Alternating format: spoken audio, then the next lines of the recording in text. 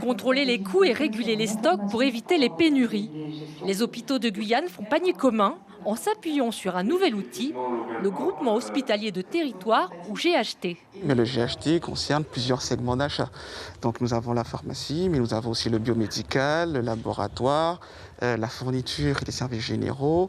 Voilà, donc c'est quand même quelque chose qui est pluridisciplinaire. Le centre hospitalier de Cayenne devient alors le référent pour les commandes, grossiste en produits pharmaceutiques, vendeur de matériel médical professionnel, transitaire.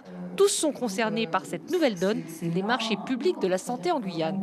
Plusieurs expriment leurs craintes quant à la concurrence avec les grandes centrales d'achat de l'Hexagone. Pour apaiser ces craintes, justement, on souhaitait organiser ce séminaire pour leur présenter aussi l'attention qui va être portée aux TPE-PME, en particulier du territoire, pour leur expliquer par quel mécanisme on allait ne pas les oublier dans nos achats et ne pas uniquement se focaliser sur la question des prix ou sur la question des volumes, mais également sur les questions des réactivités, de la proximité, des stocks locaux qui permettent de sécuriser nos fonctionnements et nos approvisionnements.